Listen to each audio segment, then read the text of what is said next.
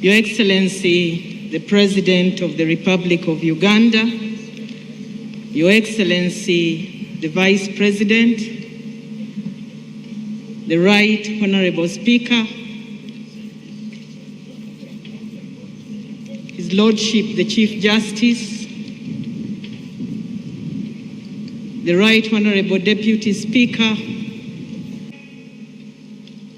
for all that they did to save the life of Oulanya. Your Excellency, Dr. Jackson Orem is here with me because he knows the story of the late Speaker's life from the time when he fell ill, and I would like him to tell it in his own language, and thereafter I will conclude with the cause of death. But before that, permit me to thank the following people: the former Minister for Health, Honorable Christine Ondoa, together with Reverend Canon Christine Ishimanya, who were one of the first people always with the late Speaker, praying with him, and they were the first to notify us when his illness got severe. I would like to thank the team of doctors in Mulago who took care of him, over 15 different doctors. Thank you very much. Allow me also to thank the 4 people who went with him to Seattle. Dr. Jackson Orem, who is here with me, Patricia Lakidi, Afande Ocheng, his bodyguard, and Christina Ward, who took care of his meals. In a special way, I would like to appreciate the team of doctors at Seattle Cancer Care Alliance and at the Washington University Hospital where he passed on. Special appreciation to the family for giving us the opportunity to look after Jacob, but also for staying united in the face of challenges. I would like to thank the team that I traveled with to Seattle, led by, then it was the Chief Justice, the Speaker of Parliament, currently Chairman Mao, his brother Imuna, and myself. We had opportunity to have a roundtable discussion with the doctors in Seattle. And so the brother, the Chief Justice, the Speaker, know very well what happened to the late Right Honorable Speaker. I'd like to appreciate Ambassador Katende for all he did to repatriate the body. I would like to appreciate all the members of Parliament for your prayers and for loving the Speaker. In a special way, Your Excellency, allow me to thank Mama. From the time Jacob went to hospital, Mama sent him a book for prayer, and she requested us to pray always with him and read for him the verses in the Bible. While I was in Seattle, Mama gave me a call and asked me how the Speaker was. I gave her bad news, but she told me, Jane, I refuse the report of the doctors. Let's believe in God. Thank you, Mama, for giving.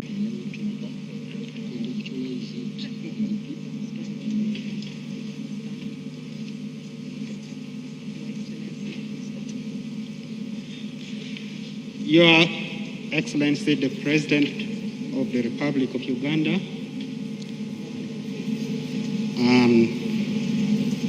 the First Lady,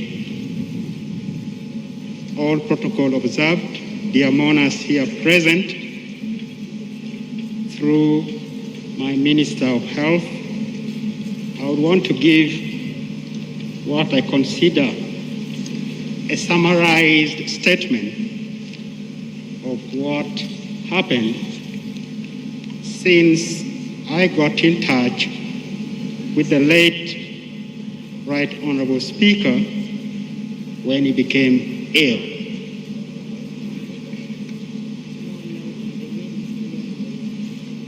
It was precisely about 2 years ago that the genesis of the ailment of the late speaker started. That is about late October 2019. The story goes, he discovered he had a lump on the left side of his neck. And he went and got surgery to remove a piece of that lump. And that is called a biopsy. The result turned out to show it was cancerous. So what he did was to seek for a second opinion. But he did it privately. He went to Germany. And while he was in Germany, he was reviewed. And the entire process was repeated. Another biopsy was taken. And the result turned out to show that indeed it was cancer. The difference was that the type that was shown in Uganda was different from what came out in Germany. In Germany, they confirmed that he had a type of cancer called diffuse large B-cell non-Hodgkin's lymphoma. You can just call it lymphoma in short. And because of that, and agreement with the diagnosis, a staging was done. And staging is just simply to show how far the cancer has gone.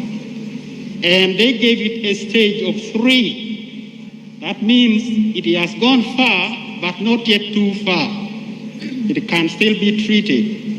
So because he opted for that treatment privately, indeed, it was started. He was given counsel that this might take a while. It was going to take about 5 months. In our language, we say 6 cycles of treatment. That lasts about, actually, 5 months. And he was going to be getting it from that hospital in Heidelberg, in Germany. And indeed, he stayed there a while to receive 2 cycles of the 6 cycles that he was supposed to get. And then he came back to Uganda. But while in Uganda, that was around February now 2020, that was the time of the lockdown due to the COVID pandemic. And because of that, he could not actually go back to Germany to get his treatment from there. And when he called his doctors, the doctors simply advised him that without now you coming here, we would want you to get in touch very quickly with a qualified oncologist in Uganda so that your treatment can actually be continued from Uganda. And that was actually when he called me for the first time. And it was a very interesting encounter. I went to his home to see him. And when I went to his home, the first thing he told me was that, oh, Omera, that means my brother, I'm very happy to see you. I said, I'm equally happy to see you. And what he said, let us go straight to business. I have a patient who has been diagnosed with a cancer called lymphoma, and it is stage 3. What do you think I should do? said, Omera, this is very simple. This is the disease where I am an expert. That is actually my area of expertise. And that is my area of research as well. So you show me, where is the patient? I want to see the patient immediately. He laughed. And then he said, the patient is myself. Dear mourners, I nearly collapsed when he told me that. But anyway, since he wanted to know the prognosis of the disease, what it takes to treat the disease, we sat down and I told him that this is something which is treatable and it can be treated with the intention to cure. So we must actually do our best to make sure that it is cured. I also took a look at some of the information that he got from Germany, and indeed I agreed entirely with the approach that they were taking. One of the things that they said was that after completing the 6th cycle of the treatment, the next aim should be for him to undergo a treatment called stem cell transplant. And if that doesn't work, then we go on to do what they call gene therapy. That is now with the aim of making sure that he is cured of this disease. But in the first place, we need to continue with the cycles of chemotherapy that he was supposed to get. So we took over, we registered him formally at the Uganda Cancer Institute, and we constituted a team to look after him. We have been looking after patients with this type of diseases, and actually our outcome has been quite good. So we didn't see any reason to worry. So we started this treatment. We gave him the 3rd cycle, the 4th cycle, the 5th cycle, and the 6th cycle, and he was doing great. What we decided to do was that, indeed, in our practice, the person who stages the patient knows better how to restage or to look at the person after completion of treatment. So we had actually planned that he would go back to Germany. And those are the people who do what we call the restaging workup. And we thought by that time, the COVID lockdown would be over so that he could fly and go to Germany, and we would give him a full report on what we have done on our part as the Uganda Cancer Institute. Unfortunately, that was not to be because the lockdown continued and Germany was closed. He could not go. So what we did was to increase for him an additional cycle and then do the restaging ourselves. And actually, our outcome was that he was in complete remission. That means we could not see any evidence of the cancer anymore at that time. And that was around May, June 2020. And because of that, we decided of his treatment, which is the stem cell transplant. And I told him that I'm available anytime. He can call me so that we start planning for that. But unfortunately, he got rather occupied with other duties, including, of course, the duties of Parliament. And because of that, it took us a while before we could meet. And the next time we met, or the next time he called me again, was almost 6-7 months later. And what he was telling me was that actually the mass had come back, the same site. And I said, what is happening right now? He said that he was undergoing some evaluation by a surgeon. And I told him that, let me talk to the surgeon. And I talked with the surgeon. He gave me the phone, and we concurred that he needed to again repeat the biopsy so that we know, is this the same cancer or is it a different one which has come back? And actually, the biopsy was done. It showed that it was still the same. So we restarted him again on now what we call second-line treatment. And we gave him 2 cycles of treatment with very, very remarkable improvement. The disease was still very, very sensitive. And that now brings us to about now May and April and May of 2021. And actually after that, again, he got also rather busy. And again, something else happened. he again called me that, hey, Dr. Ren, where are you? Come, I want to see you. So I rushed and I found him actually admitted in a clinic. And what he told me was that he had undergone another surgery, which I did not know of.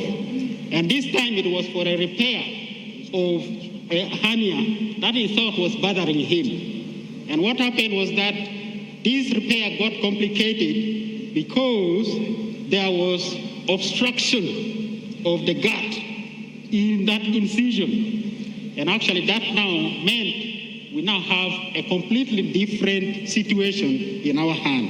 He was very sick, he could not eat. Everything was being given to him through the vein, including his food, his feeding. So in that situation now, the cancer issue takes a backseat, complication of surgery. And actually, to cut a long story short, immediately an arrangement was made. He was airlifted to Dubai. That is where now the complication of the surgery was actually addressed and handled properly.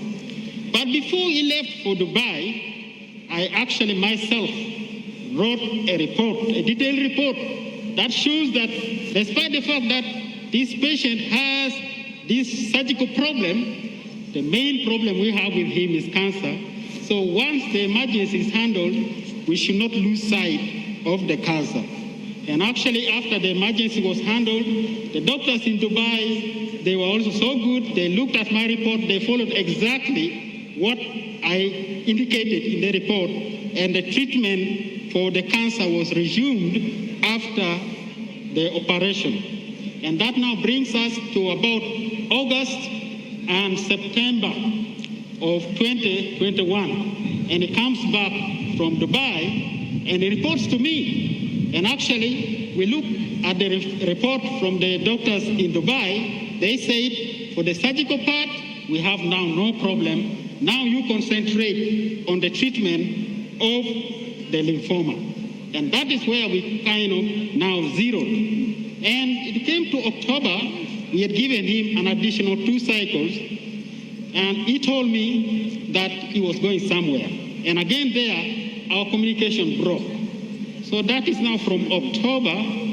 The next time I hear again back from him was through my Honorable Minister Acheng in the middle of January this year, telling me that actually he was not well at all, and she decided to get him admitted in Mulago quietly, and I should actually make my way and go and find out and try to see how best I can be of help. And indeed, I again got in touch with him. My first question to him was, Right Honorable Speaker, what have I done to you? Why have you done this to us? For him, he was just telling me that, my brother, if you want to help me, help me. There is now no reason for you to quarrel. Anyway, so what we decided to do was to constitute now a wider team, because now we have the complication of the surgery still lingering. We have other issues now coming in. We also have the cancer to handle. So we have a lot on our plate. And indeed, actually, to the extent that actually he could improve and be in a position to travel abroad. Now, that is also another story that I need to bring to you, Your Excellency, that we do have actually very good centers outside of the country with whom we can collaborate to do some of the things that we are doing. And this is one of the things we have been doing for a long time, and we do know who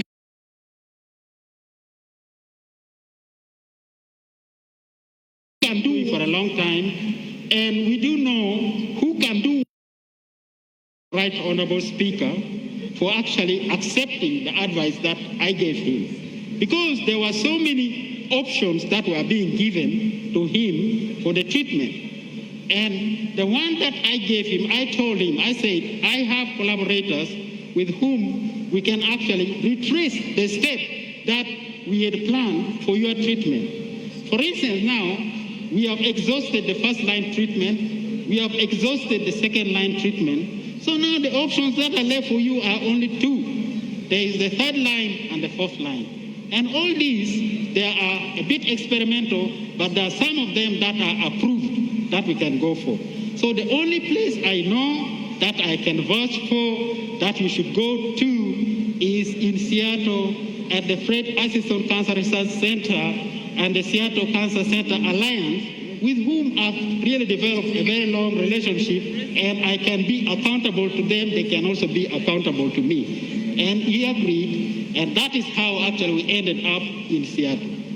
But unfortunately, when he reached Seattle, there were also other issues, because the plan was already drawn that, yes, after the long travel, let him stabilize, and after stabilizing from the travel, the effect of the air travel, then the next thing we are going to do is to test the type of the cancer to see whether they can actually match with these two types of treatment that we have. That is the stem cell transplant and then the gene therapy or the CAR therapy, which is really now the topmost in as far as treatment of lymphoma, like the one he had, is concerned. So when now he reached there, the stabilization went very well. He actually got better. Actually, by the time I left to come back, I spent 2 weeks with him in Seattle.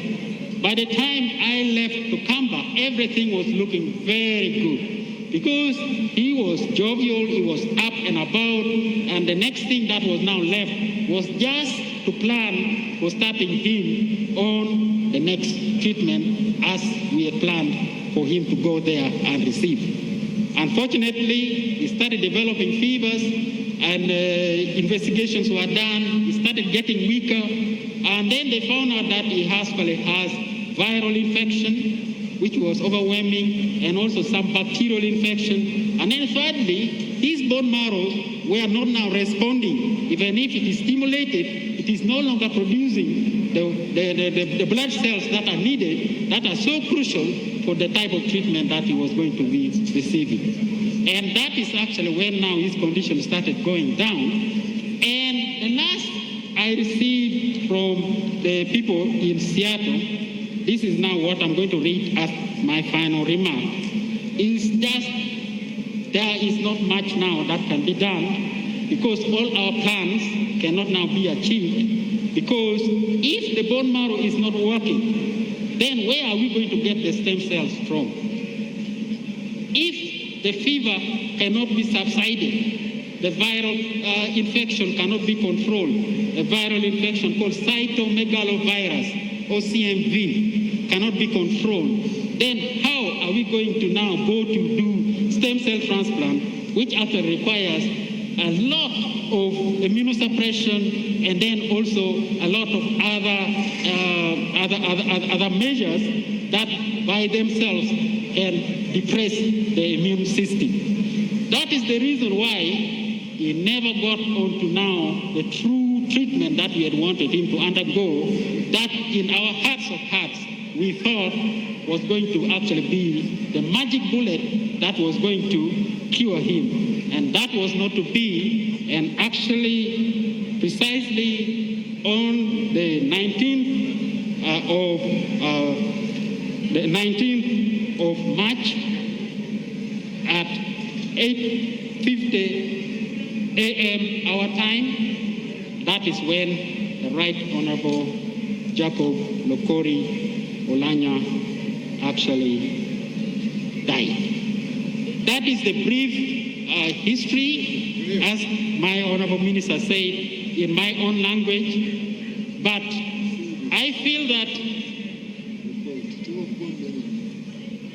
if time was on our side, the history, the result, the outcome of this disease would have been very, very, very different. But unfortunately, that is how it has ended up. I don't have much to say. What I can say is that the cause of death, as read in the Parliament of Uganda by the Minister of Health is very accurate. I corroborated it with my colleagues in Seattle. That is what caused death, and there is no other issue that we should think about. The colleagues on the other side also thought that if it was so that there were other issues that they suspected, they would have subjected him to test for those other issues. So for now, the accurate cause of death is just what the minister said in Parliament, and personally, I don't think there is any other cause that we should be thinking about. I want to thank you. Back to my Honorable Minister.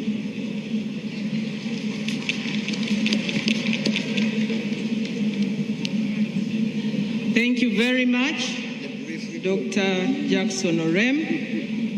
And we thank you and the Uganda Cancer Institute for looking after the late Right Honorable Speaker Jacob Oulanya. Your Excellency, I will now read what the hospital gave us. And I will start from the immediate cause of death. The immediate cause of death was multi-organ failure. The heart failed, the lungs failed, the liver failed, and the kidneys failed. 2, there were severe multiple infections with bacteria and viruses as a consequence of total bone marrow suppression. As you heard from Dr. Rem, his bone marrow was no longer responsive, and in medical terms, we call this pancytopenia. And all this resulted from progressive stroke recurrent, diffuse large B-cell non-Hodgkin's lymphoma, and possible prolonged treatment with chemotherapy, because chemotherapy itself causes bone marrow suppression. The contributory conditions included lymphatic system depletion. The Right Honorable Oulanya had a splenectomy done. His spleen was removed when he was still in Makerere. And the spleen is one of the organs that produces blood cells. So he didn't have a spleen. And at the same time, he had very poor immune response. He had bleeding in the gastrointestinal tract as a result of the bone marrow suppression. He also had bacteria that was resistant to all antibiotics. This was Klebsiella pneumoniae, which the doctors thought he acquired while he was still here in Uganda. And then lastly, the virus, the cytomegalovirus, which he was getting treatment for, but the viral load was quite high. Your Excellency, this is a summary of the report that came to tell us the cause of death.